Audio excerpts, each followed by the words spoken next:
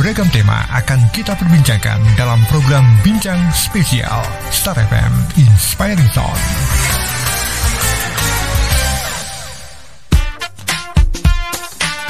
Ya, dari MSKJ 41 Yogyakarta 101,3 Star FM Inspiring Sound. Selamat siang, saya Denny Arta bersama dengan Anda di siang kali ini. Denny bersama dengan Anda di program Bincang Spesial Talk Show bersama dengan Dinas Kebudayaan Sleman.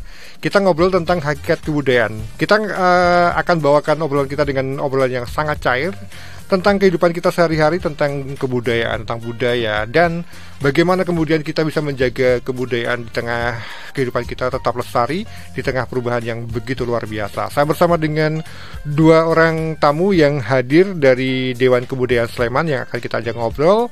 Yang pertama ada Pak Dr. Andes Untung Waluyo, Wakil Ketua Dewan Kebudayaan Kabupaten Sleman. Selamat siang Pak Untung. Selamat siang, Assalamualaikum warahmatullahi wabarakatuh. Waalaikumsalam. Sehat Pak?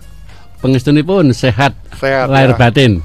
Sehat lahir batin. Pak Untung Waluyo adalah Wakil Ketua Dewan Kebudayaan Sleman. Kemudian yang mendampingi ini adalah anggota Dewan Kebudayaan Sleman, Dr. Andreas Budi Widianto, SOS MA. Pak AB, selamat siang. Mas Didi, selamat siang. Sehat ya? Assalamualaikum warahmatullahi wabarakatuh. Salam sejahtera untuk kita semua. Oh ya, yang pasti kita akan ngobrol tentang kebudayaan. Yap. Ada banyak unsur yang ternyata dari sebuah kebudayaan, sebuah kata yang ternyata banyak arti, banyak makna, dan banyak hal yang bisa kita perbincangkan di siang kali ini.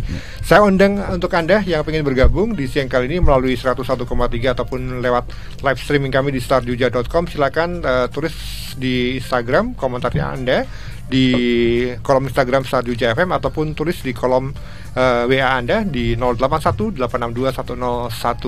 Hakikat kebudayaan. Kita ngobrol tentang kebudayaan. Lebih dasar dulu kita ke tentang pengertian di masyarakat atau bahkan di saya lah, pengertian tentang kebudayaan, budaya, kemudian kesenian itu campur aduk. Nah, bagaimana kemudian para bapak-bapak dari Dewan Kebudayaan Sleman ini bisa memberikan pengertian kepada kita, kepada pendengar kita, kepada yang lagi menyaksikan streaming kita tentang sebenarnya itu kebudayaan, budaya dan kesenian itu gimana sih sebenarnya? Oh, Pak Untung, monggo Pak. Ya, terima kasih. Selamat siang pemirsa semua, pendengar di radio Star FM ini. Memang ketika kita berbicara tentang budaya, pemahaman masyarakat umum, barangkali juga termasuk kita yang ada di sini, bahwa kebudayaan itu diterjemahkan secara sempit, yaitu kesenian. Karena itu yang paling bisa dipahami dan bisa dirasakan dan dilihat. Itu pertama. Kemudian praktek-praktek yang terjadi di masyarakat, bahwa ketika bicara kebudayaan atau budaya selalu berkaitan dengan adat dan tradisi. Itu yang paling dirasakan di masyarakat. Nah, sebetulnya ketika kita bicara kebudayaan itu tidak hanya dua hal itu yang mestinya kita pahami.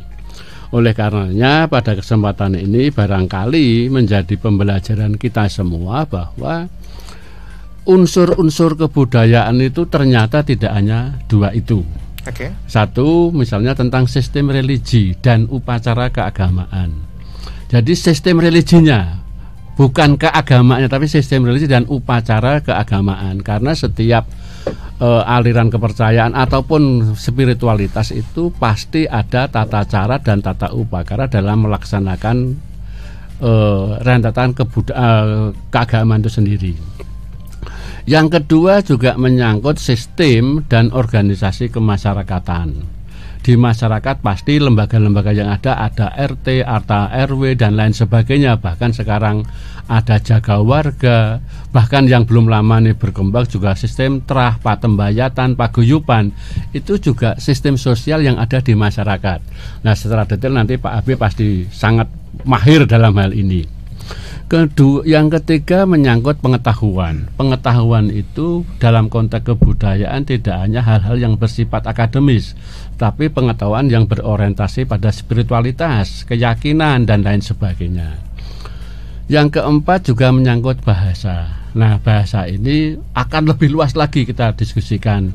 Selain bahasa sebagai sarana komunikasi, alat komunikasi, tetapi bahasa juga mewarnai di dalam pembentukan karakter. Maka orang ketika bahasanya kotor, bahasanya kasar, ini akan mencerminkan kepribadian dan lain sebagainya. Ini kalau untuk bahasa ini sangat panjang sekali kita diskusikan. Yang berikutnya ada kesenian. Nah, kesenian ini pun sebetulnya kalau dibagi-bagi juga sangat amat panjang. Banyak, ada seni rupa, seni lukis, seni patung, kriya, dan seinturonya. Itu banyak sekali. Kemudian juga sistem mata pencarian hidup. Nah, di kita, di masyarakat Jawa ini yang namanya sistem mata pencarian hidup itu mulai dari katakanlah pengasong, petani, pedagang, dan lain sebagainya, itu juga ternyata akan berpengaruh terhadap sifat dan karakter. Karena ini akan menyangkut warna kehidupan masyarakat. Masyarakat agraris akan berbeda dengan masyarakat yang sifatnya di kota dan sebagainya. Ini juga akan nanti ada kajian tersendiri. Kemudian yang berkaitan dengan sistem teknologi dan peralatan. Ini semua yang ketujuh ini dalam rangka penyempurnaan yang di atas, 6 yang di atas. Karena setiap manusia pasti ingin hidup enak dan serba mudah. Maka manusia menciptakan teknologi dan peralatan untuk percepatan pencapaian tujuan itu. Contoh sederhana misalnya, petani dulu kalau membawa pupuk ke sawah dengan keranjang disunggi. Kemudian membuat gerobak. Sekarang ada angkong.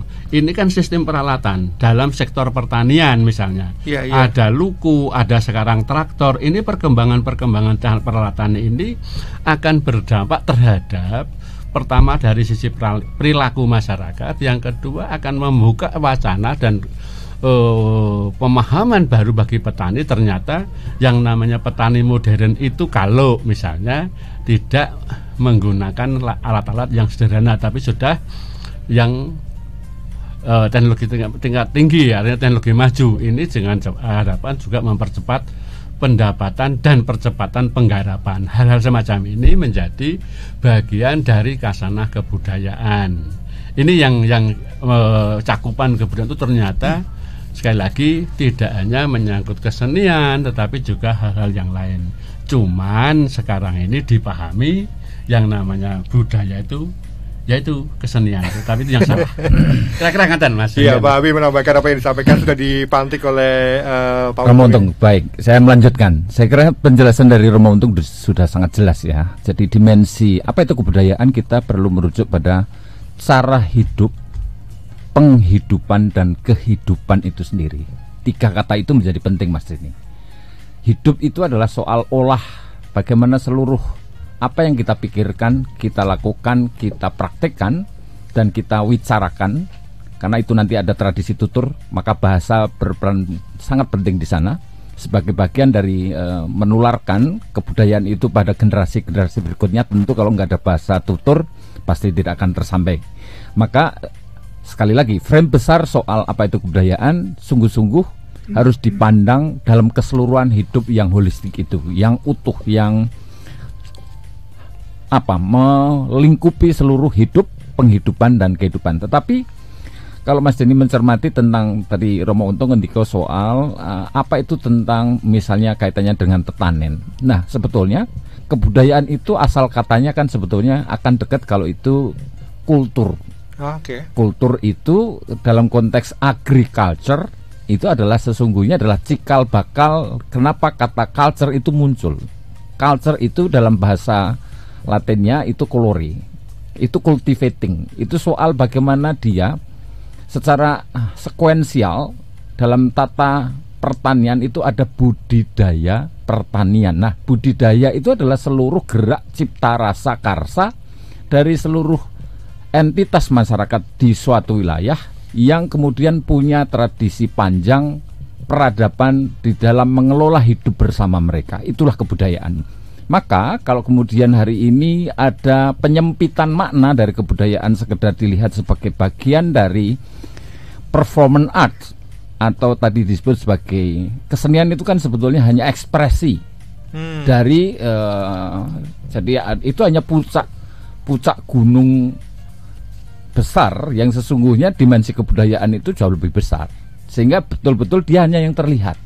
Maka apakah itu seni tari, wayang, dan segala ekspresi kebudayaan itu sesungguhnya hanya pucuk-pucuknya saja, sehingga dimensi kedalamannya ya seluruh hidup kita inilah kebudayaan. Maka dekat sekali kebudayaan itu kalau kemudian kita jumbokan dengan peradaban.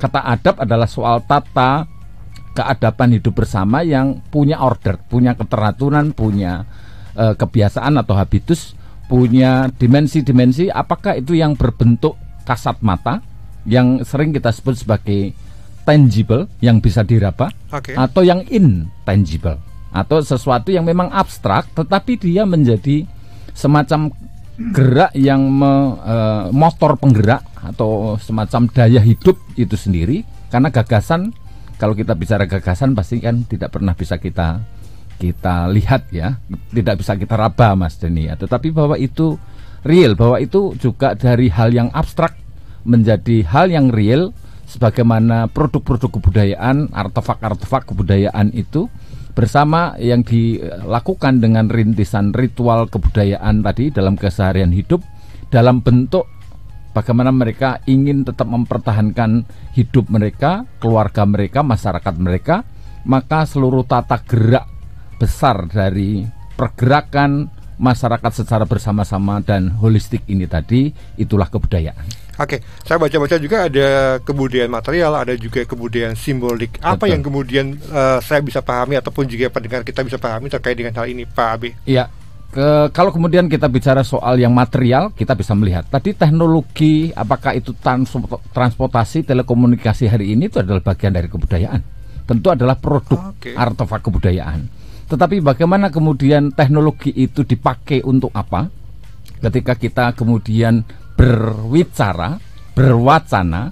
Nah, ketika kita diskurs, melakukan wacana, pewacanaan atas apa yang kita rasakan, kita pikirkan, dan apa yang seharusnya kita perlukan, dan itu dikomunikasikan. Komunikasi bahasa itu adalah simbolik, karena dia bisa berwujud bentuk suara, vibrasi kata-kata, tetapi dia juga berwujud tulisan. Kalau Jawa tentu saja ada aksara Jawa.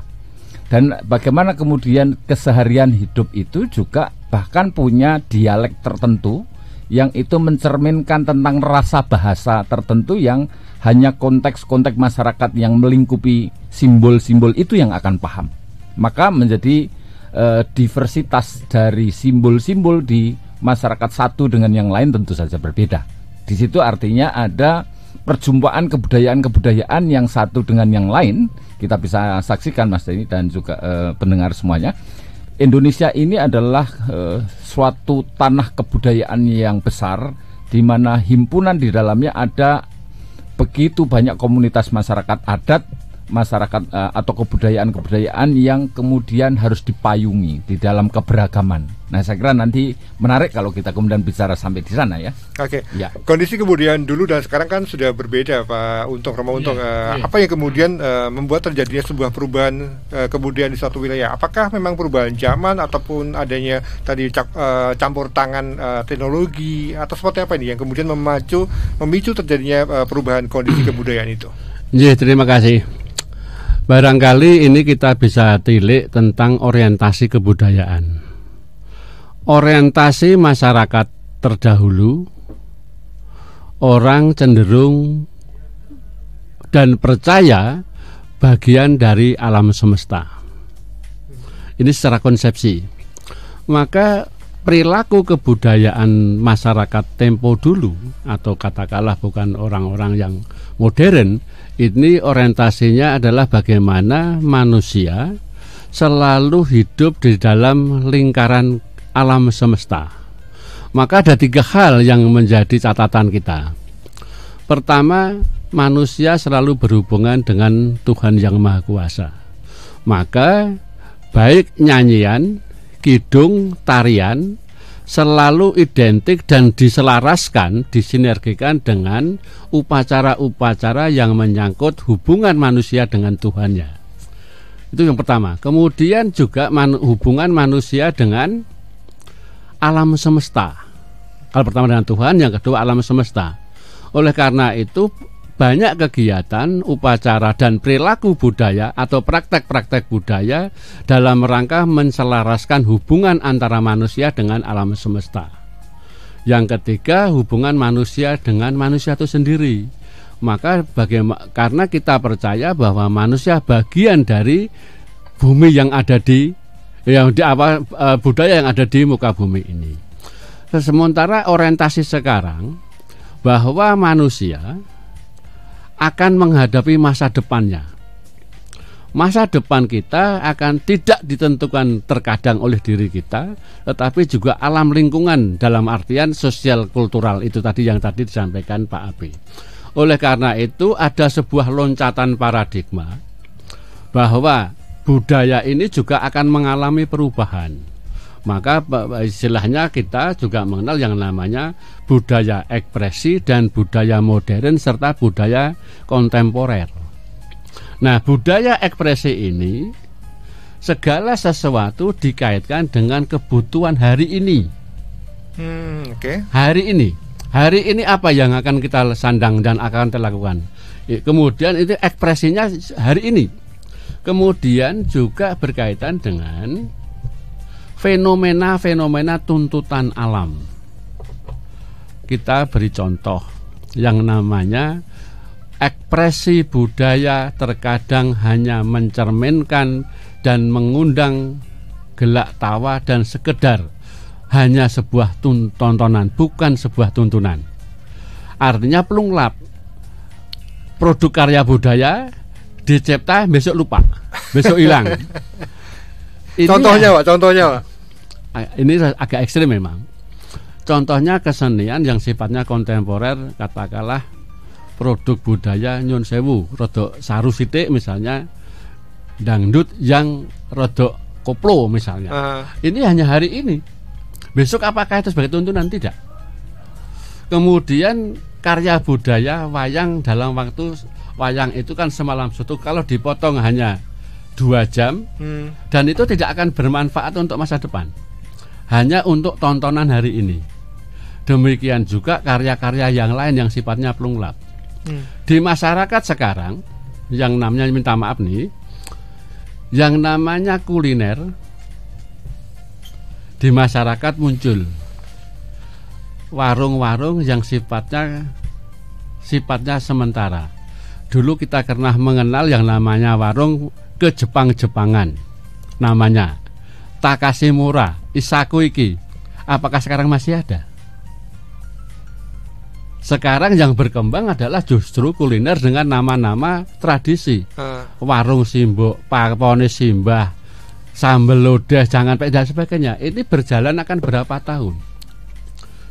Nah, ini sifatnya temporer, sehingga hanya menangkap suasana kebatinan pada saat ini, tetapi bukan berorientasi masa depan yang bernuansa warisan yang bisa kita tularkan.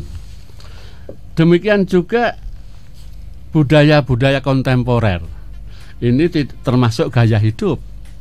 Gaya hidup masyarakat dulu yang namanya orang dianggap necis itu kalau celananya cutbri, rambutnya gondrong. Sekarang mengalami perubahan dari sisi fashion saja banyak mengalami perubahan. Pertanyaannya kemudian, apakah fashion, apakah kuliner, apakah pertunjukan itu berdampak pada pembentukan karakter? Ini yang terkadang saya prihatin dan kita semua prihatin dalam konteks kebudayaan. Ini akan menimbulkan sebuah loncatan ataupun bahkan sebuah ancaman bagi pembentukan karakter di Nusantara ini, secara khusus di Yogyakarta. Ini persoalan-persoalan kebudayaan, walaupun serba sedikit, serba kecil, tetapi akan berpengaruh terhadap perilaku masyarakat. Ini Mas, ini persoalan kita yang kita hadapi seperti ini sekarang. Pak Abi, artinya itu tren ya. Saya sebut kalau dulu lebih gampang disebut tren ya. Iya, orang sekarang menyebut tren. Iya, saya mengkerangkainya begini Mas Denny. Saya kira Romo Untung sudah mengantarkan bahwa kebudayaan itu tidak statis. Bahwa kebudayaan itu selalu punya gerak zaman, dan itu yang sering disebut sebagai spirit zaman. Bagaimana cultural change atau perubahan kebudayaan itu menunjukkan bahwa kebudayaan itu adalah sesuatu yang dinamis. Dia punya dinamika tersendiri, gerak zaman itu berubah, tidak pernah ada sesuatu yang bersifat statis di dalam hidup ini. Maka dimensi gerak itulah yang juga menjadi penanda bahwa ini nanti gerak kebudayaan itu sendiri bagian dari semacam, kalau kita menyebutnya sebagai sesuatu yang akan bergerak terus-menerus, perpetual, berulang kali terjadi, diulang-ulang seringkali, kemudian itu atau bahkan hadir sesuatu yang sama sekali baru dan itu mengejutkan. Sehingga muncul tentang shock culture dan segala macamnya, itu juga muncul, Mas Denny. Oke. Ya. Baik, pendengar, kita akan break dulu. Kita akan undang juga untuk Anda yang Baik. pengen bergabung, silakan di 081-862-1013 ataupun silakan tulis di kolom komentar Instagram Star Jogja FM. Kami akan segera kembali. Lagi di perbincangan spesial bersama dengan Dinas Kebudayaan Kabupaten Sleman, hakikat kebudayaan. Tadi sebelum break kita sudah ngobrol tentang ada banyak hal tentang kebudayaan. Yep. Yang sempat break tadi soal tren. Ya. Ini menarik. Saya nyebutnya kalau dalam bahasa anak sekarang kan tren sesaat. Ya. Tren yang hanya karena dari luar muncul, kemudian masuk ke Indonesia, terbawa dalam kehidupan sehari-hari dan gak tahu sampai kapan. Sebenarnya kalau kita ngomongin tren itu bisa bertahan sampai berapa lama sih, Pak Abi? Ya. Tren ini kan sebetulnya terjemahnya tentang kecenderungan ya. Sebuah arus yang memang tengah menjadi arus utama. Tetapi bahwa tren ini sangat kontekstual, Mas Denny. Sehingga memang tidak bisa ditentukan berdasarkan term waktunya berapa panjang, apakah 1 dekade, 2 dekade atau seterusnya. Tetapi relatif kalau kemudian memang itu kebudayaan ini memang dilanggengkan oleh sebuah sistem yang mendukungnya, itu akan relatif dia lebih lama. Okay. Tetapi kalau hanya tren yang memang sesaat, misalnya salah satu contoh soal kemarin yang kita lihat ya tentang fashion show di jalan yang kemudian menarik itu menjadi trending, tapi akhirnya hanya berapa minggu itu. Ini kan sesuatu yang memang bahwa itu tidak ditopang oleh semacam sistem yang memadai sehingga memang dia nggak sustain, tidak ada pelembagaannya. Kalau itu memang ada pelembagaannya, dia akan relatif lebih panjang karena pasti dengan sistem itu dia akan dibuat terus-menerus ada dan hadir, dan itu akan langgeng dengan begitu. Iya, Romo Untung, kalau kita ngomongin tentang kebudayaan Jogja, daerah istimewa Yogyakarta kan sangat istimewa. Ada banyak hal yang kemudian meskipun zaman berubah, teknologi datang, kemudian dengan berbagai macam kecanggihannya, tetapi ada banyak hal dari unsur-unsur budaya di daerah istimewa Yogyakarta, termasuk juga Sleman yang masih bertahan. Sebenarnya apa yang kemudian menjadi kunci ini masih tetap bertahan dan lestari sampai sekarang ini? Terima kasih. Memang di daerah istimewa Yogyakarta ini yang paling menonjol misalnya tentang adat dan tradisi. Ini kekuatan utama produk budaya yang paling kuat. Itu di Yogyakarta adalah adat tradisi. Kemudian yang kedua kuliner yang bercita rasa khas Yogyakarta. Maka orang kalau tidak makan gudeg tidak atau belum sampai ke Jogja. Kemudian yang ketiga berkaitan dengan nilai-nilai keutamaan yang ada di Yogyakarta.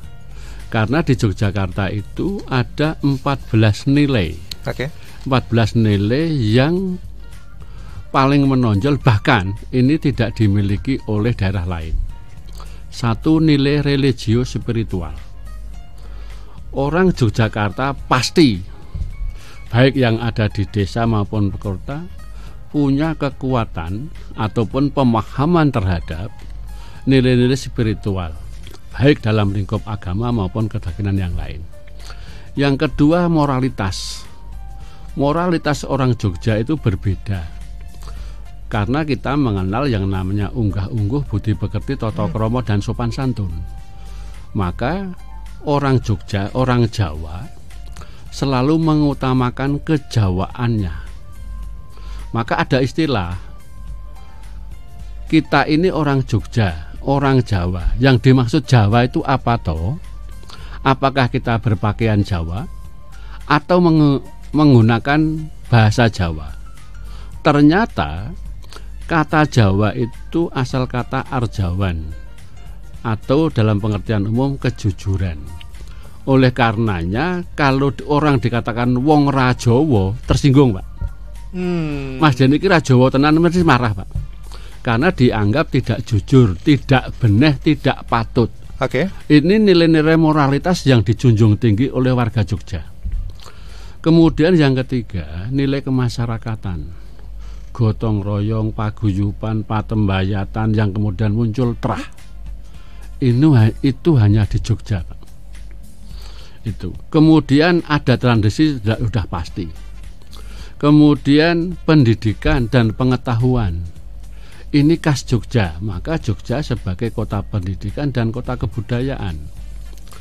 Kemudian di samping itu yang berkaitan dengan keistimewaan ada yang namanya sumbu imajiner dan golong kilik dan sebagainya.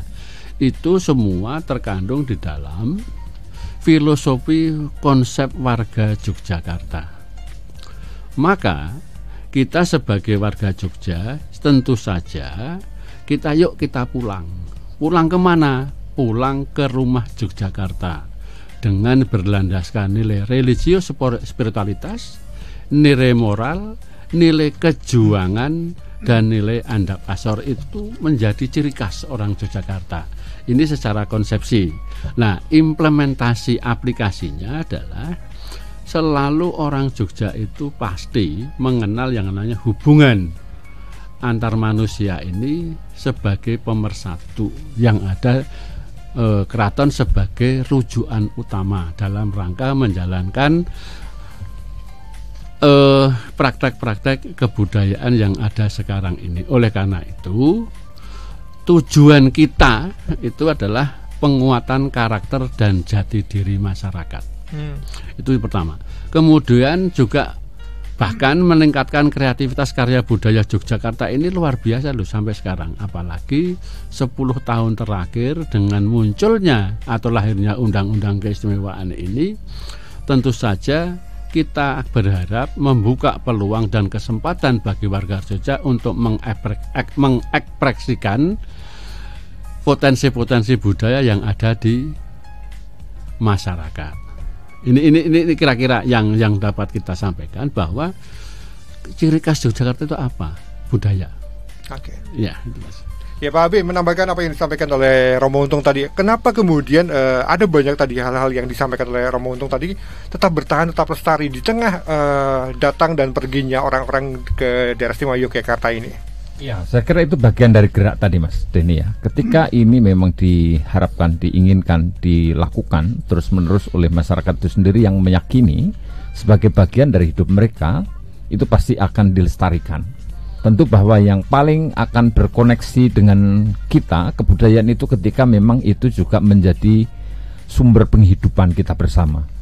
Itu yang nanti lama-kelamaan sebetulnya hidup itu sendiri sudah menjadi sesuatu yang tertanam di dalam laku hidup kita sehari-hari. Jadi pengetahuan maupun juga nilai yang itu abstrak, itu sudah diperagakan di dalam tindakan-tindakan hidup kita keseharian, Mas Denny.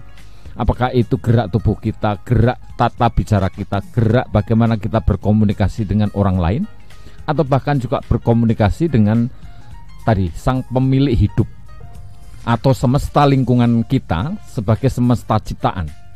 Dan saya kira dalam seluruh dimensi gerak itu, seluruh spiritualitas tadi, sebetulnya kita mengenal tentang agama-agama besar dunia mengajarkan tentang hablum minallah hablum minannas rahmatan lil alamin, atau Trihita Karana, atau Laudato Si, kalau itu beberapa Katolik atau Kristen begitu ya. Dan itu adalah bentuk hubungan yang holistik dari manusia dengan Tuhan, manusia dengan alam, manusia dengan manusia lainnya. Tetapi yang juga tidak kalah pentingnya adalah bagaimana seluruhnya itu, gerak itu semua nanti dibatinkan di dalam diri setiap orang yang ada di Yogyakarta itu. Nah, itu yang artinya internalisasi kebudayaan itu memang membutuhkan waktu, Mas Denny. Tantangannya adalah bahwa ini sistem pendidikan inilah yang akan menyemai, nilai-nilai itu akan embedded atau melekat di dalam setiap relung-relung jiwa dari si individu di dalam sebuah entitas kebudayaan itu, dan di sanalah dia akan terpatri menjadi sebuah bentuk karakter manusia yang itu dengan penuh keutamaannya. Maka kenapa manusia yang utama, keutamaan manusia dalam praktik-praktik hidup keseharian tadi sudah disebutkan oleh Romo Untung, menjadi jelas bahwa itu adalah jalmo manungso kang utomo, tentang bagaimana mewujudkan atau menuju manusia yang penuh dengan keutamaan. Itulah yang sebetulnya ingin direngkuh oleh DIY. Tentu juga dalam praktek hidupnya harus nresnani pepodo, nresnani alam semesta, nresnani Gusti Allah. Itu cerminan dari bagaimana ujungnya nanti adalah bagian utuh holistik dari kebudayaan besar itu. Maka tentu saja nresnani mering pepodo atau cinta terhadap sesama itu adalah bagian dari merengkuh perbedaan-perbedaan yang ada di dalam kebudayaan itu. Karena kita Indonesia ini kan penuh dengan kebinekaan, penuh dengan keberagaman budaya yang bukan hanya Jogja, tetapi bahwa Jogja sebagai melting pot dari Indonesia, saya kira kalau kita boleh mengklaim kira-kira begitu, Indonesia ini adalah Yogyakarta ini adalah Indonesia mini, Mas Denny, yang memang menjadi sudah selayaknya.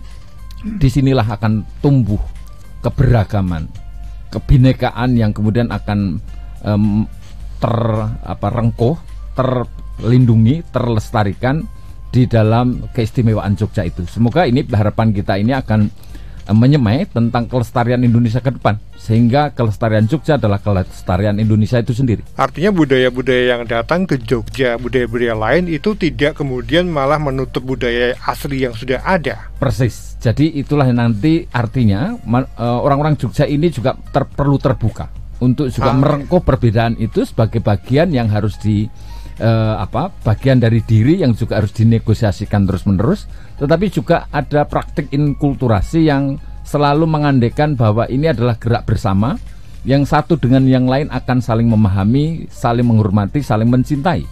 Tentu itu tidak mudah dan membutuhkan semacam sosialisasi, internalisasi yang terus-menerus, dan itu saya kira setiap manusia Jogja ini berkewajiban untuk menjaga, melestarikan itu, Mas. Iya, saya ke interaksi dulu di baik. Instagram @bagas.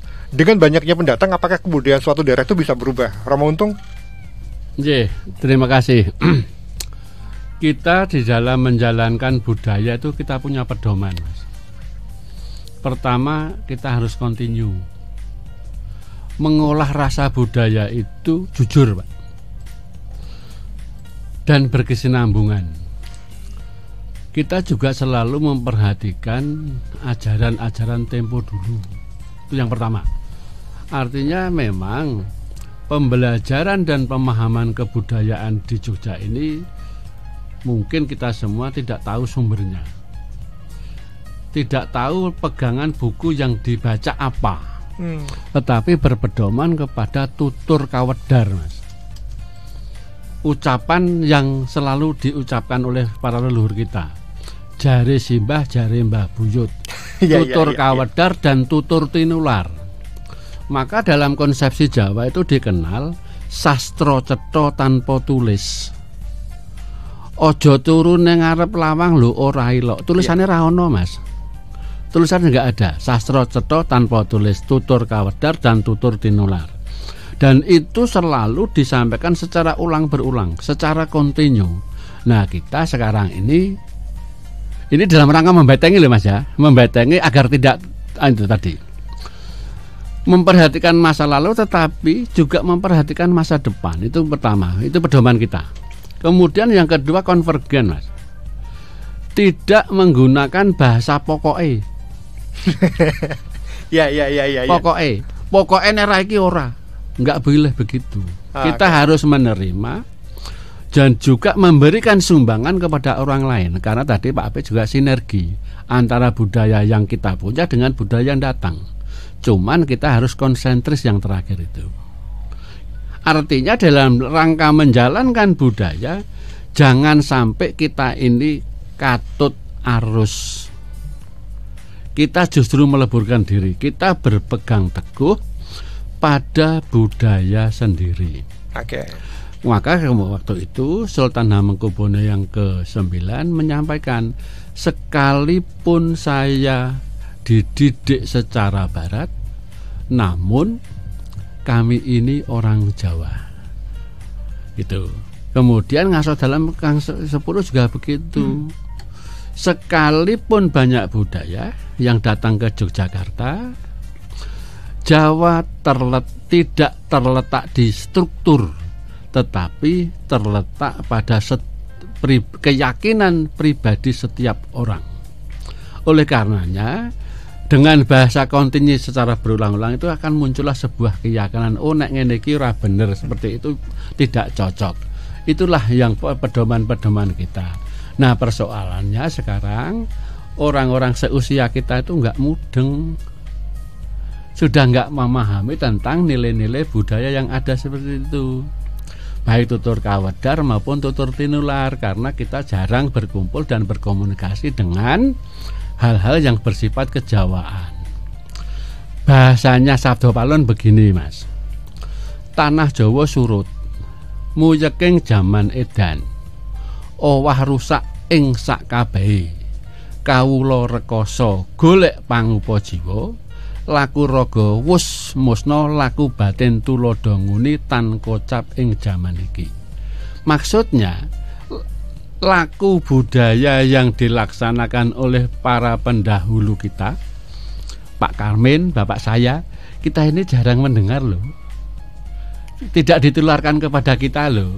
Laku batin contohnya orang dulu tidak pernah dilakukan oleh sekarang.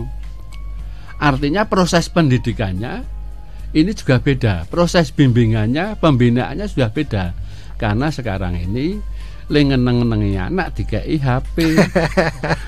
Ini persoalan-persoalan kekinian. Satu sisi kita dianggap, jangan sampai dianggap tidak modern, tetapi sisi yang lain juga kita ikut salah. Iya. Dalam rangka membina ini. Pak Abe, ini ini ada pertanyaan juga yang menarik yang harus kita jawab juga dari audiens kita @swastika putri. Bisa tidak kebudayaan Jogja yang istimewa itu dikolaborasikan dengan digital agar bisa kemudian terus terdistribusi kepada para generasi muda. Terus Mas Nugi juga, dana itu kan gede banget. Kenapa?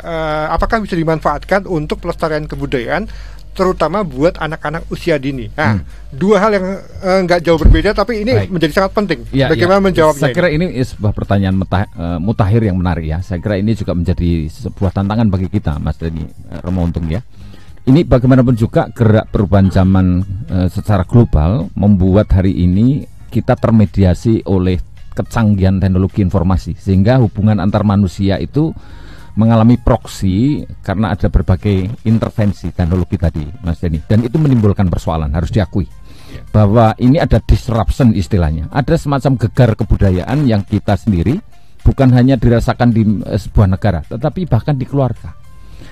Sejauh mana dalam satu hari 24 jam anak bapak dan misalnya ibu bapak dan anak dalam keluarga itu berkomunikasi tadi untuk mewariskan tentang budaya tutur atau tradisi mendengarkan dari anggota keluarga saja kita sudah jarang.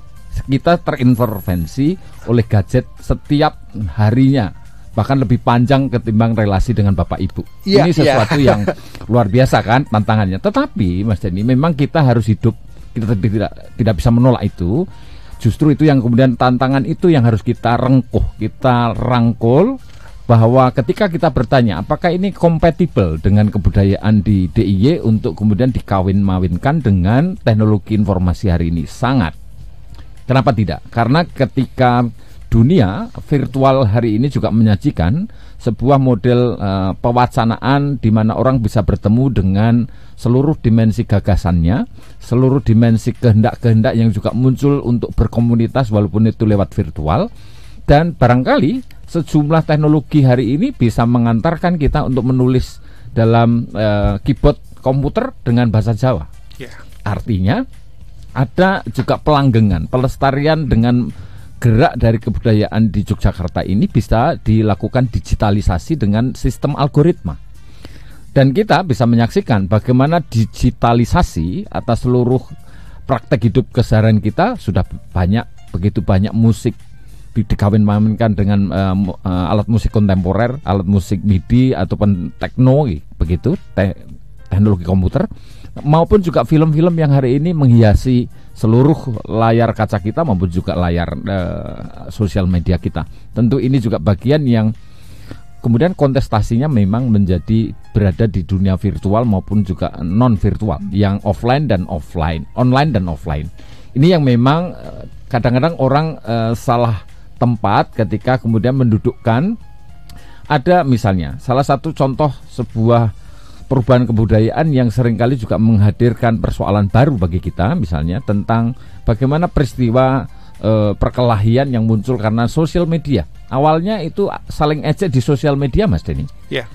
Akhirnya kemudian terjadi tawuran secara offline di jalanan kita misalnya. Ini artinya memang ada suatu gerak dua dunia yang hadir bersamaan dan kita seringkali bertukar posisi. Bahkan yang satu, dunia virtual itu memultiplikasi konflik-konflik yang juga hadir di dalam kebudayaan kita. Nah, ini yang nantinya menjadi tantangan Yogyakarta juga sebagai bagian entitas tubuh kebudayaan. Ini tentu mengelola konflik-konflik budaya seperti ini dibutuhkan kearifan, dibutuhkan medium yang nanti Romo Untung bisa menjelaskan bagaimana kita mesti mengelola perbedaan dan konflik-konflik kepentingan kultural seperti ini, sehingga ini kita tetap memiliki semacam dinamika ini tidak merusak atau mendefisitkan, atau ada gerak involutif ke dalam yang kemudian justru akan mengacaukan tentang sistem kebudayaan ini. Ini tentu dibutuhkan ketahanan, dibutuhkan resiliensi tentang daya lenting kebudayaan ini juga harus punya daya tahan. Iya. Kalau itu terinternalisasi di dalam karakter-karakter setiap manusia di Jogja misalnya, tentu bahwa benteng itu sebetulnya sudah tertanam di mana-mana. Nah, hanya saja memang dibutuhkan semacam komunitas bersama yang lebih menunjukkan soliditas bahwa itu keguyuban yang mewujud dalam seperti apa. Ini yang nanti menjadi tantangan tersendiri bagi kita. Tentu ini sebagai problem yang ke depan harus kita hadapi bersama. Iya, Romo Untung mau menambahkan apa yang disampaikan Pak Abi tadi. Ya, terima kasih. Kita harus memotong siklus bahwa anak-anak kita jangan sampai terjebak kepada hal-hal yang tanda petik kurang nyaman dan tidak baik lah. Maka kemudian dengan adanya keistimewaan yang kemudian rentetannya adalah dana istimewa, kita memberikan ruang dari kundo kabudayaan baik provinsi maupun kabupaten, ada ruang untuk pembinaan atau dalam rangka pembinaan yang namanya upacara adat dan tradisi. Ketika bicara adat, ini mulai dari dalam pembinaan itu tidak hanya dalam balita, Mas, atau anak usia dini, bahkan ketika masih dalam kandungan pun itu masih bisa dilakukan untuk pembinaan. Maka upacara adat itu yang disebut dengan upacara daur hidup. Upacara daur hidup itu upacara yang dimulai sejak bayi di dalam kandungan bahkan sampai dewasa. Ada kegiatan upacara. Maka kemudian dalam konteks kejawaan yang dimaksud anak itu ada 3 syarat. Syarat biologis bahwa dia anak orang tuanya. Kemudian yang kedua upacara dan upakara. Oleh karenanya sebagai contoh upacara yang namanya tedak siten itu bagian dari sebuah proses pembentukan pembinaan karakter bagi anak. Oleh karenanya upacara bayi dalam kandungan mulai dari 3 bulan sampai katakanlah 7 bulan brokan dan seterusnya sampai perkawinan, ini semua dikaitkan dengan dalam rangka pembinaan karakter. Apakah dais bisa? Dalam konteks pembinaan bisa. Sehingga bahkan di dalam usia dini pun ada yang namanya kegiatan Art for Children, seni untuk anak-anak. Itu di Kabupaten Sleman sudah ada. Maka kemudian Sleman sebagai rumah kita bersama, mari kita manfaatkan dana S itu untuk pembinaan karakter di wilayah Kabupaten Sleman. Itu intinya. Iya, ada 2 hal yang saya mungkin Pak Abi minta tanggapannya dari audiens kita. Dari Usman Bantul, kalau dulu di Bangjo itu jarang ada yang menyalakan klakson kalau saat lampu warna hijau. Tapi sekarang berubah. Klaksonnya di mana-mana gitu kan. Apakah ini budaya yang berubah? Kemudian ada juga dari Instagram @dewataardi19, kenapa budaya pop Korea itu lebih mudah diterima anak muda, sementara yang Jawa itu malah kadang-kadang luntur, Pak. Ya. Abi, monggo Pak. Ya, saya kira ini 2 pertanyaan yang satu internal, terutama bagaimana saya sendiri sangat risih ketika tahu bahwa ini antri kemudian klakson. Itu kemudian bahkan tanpa henti mengklakson terus-menerus. Itu memang menjengkelkan. Tetapi saya kira ini soal tertib ya, tertib berlalu lintas. Tetapi juga sekaligus soal etika hidup bersama kita memang tengah menghadapi cobaan. Karena gempuran teknologi informasi yang setiap hari kita dibentuk dan selalu distimulasi untuk melakukan tindakan yang agresif, anarkis, kira-kira begitu. Nah ini yang perlu kita selalu selaraskan, diharmonisasi melalui peringatan-peringatan dini di sekolah, di keluarga, di masyarakat. Tentu harus terus-menerus diulang-ulang, dituturkan bahwa nilai-nilai keutamaan itu jangan pernah jemu. Kalau jemu itu jangan pernah bosan untuk memberi terus-menerus pengetahuan dan nilai kepada anak didik kita, terus-menerus bahwa menjadi yang terbaik, menjadi orang yang selalu peka terhadap lian itu adalah sebagian dari tujuan dari bagaimana Manungso Jalma Kang Utomo tentang Jogja yang mau mewujudkan tentang orang yang peduli pada sesama, empati, punya rasa solidaritas. Maka ya kalau sudah tahu antri ya antrilah. Tidak perlu kemudian ketika mobil atau motor itu sudah berjejal kayak begitu nggak membunyikan klakson, karena itu membuat telinga kita peka. Tentu saja itu ya, dibutuhkan keajegan untuk menjaga harmonisasi itu. Yang kedua tentang pop Korea, saya kira sebetulnya ini juga semacam tren saja Mas Denny. Tren saya kira nanti lama-kelamaan juga akan ada gerak balik yang tentu tidak akan juga selamanya Korea sebagai kiblat. Saya meyakini memang itu tengah diinginkan oleh banyak orang di dunia, makanya orang-orang di Indonesia ikut serta menjadi anut grubyuk saja. Karena ini rasa ingin tahu itu memulai untuk kemudian akhirnya ingin melibati lebih lanjut, dan mereka kan saling berkompetisi untuk siapa yang paling merasa K-pop gitu ya, dan terus-menerus. Tapi lama-kelamaan itu saya yakin bahwa itu akan ada gerak balik yang kemudian tidak selamanya akan di sana. Karena seringkali hadirnya kebudayaan baru itu memang membuat orang merasa rasa ingin tahunya besar, curiosity-nya. Dan itu yang barangkali bahwa selalu melihat bahwa dirinya itu karena sudah sehari-hari mempraktekkan bosannya. Lalu kemudian membutuhkan sesuatu yang menarik di luar. Padahal nantinya ujungnya juga akan kembali lagi bahwa dia itu juga hadir di dalam konteks kebudayaan yang beda. Dia nggak akan pernah bisa berada di Korea dan menghidupi seperti itu terus-menerus, karena itu sesuatu yang fantasinya selalu diciptakan oleh mereka. Tentu bahwa akan ada suatu arus balik di mana mereka juga akan mencari jati dirinya, silsilah, kalau saya menyebutnya silsilah. Dan dia berasal dari mana sih? Barangkali saya justru malah menantang. Barangkali kita, dan ini sudah dimulai dengan adanya beasiswa ke luar negeri. Nanti orang Indonesia atau anak muda ini harusnya disekolahkan di luar negeri sebanyak-banyaknya agar koneksi dengan kejawaannya itu akan muncul di luar negeri, Mas. Begitu. Okay. Jadi seringkali terbalik kan, kalau kita belum pernah ke luar negeri yang kita cintai luar negeri terus. Iya. Tapi karena kita mungkin nanti kalau sudah di luar negeri, barulah kita sadar bahwa kita itu rindu dengan siapa diri kita dan kita dilahirkan di mana. Itulah mencari silsilah itu adalah gerak hidup sepanjang peradaban kita di dunia ini nanti akan ada titik jenuh, ada titik baliknya ya. Betul sekali.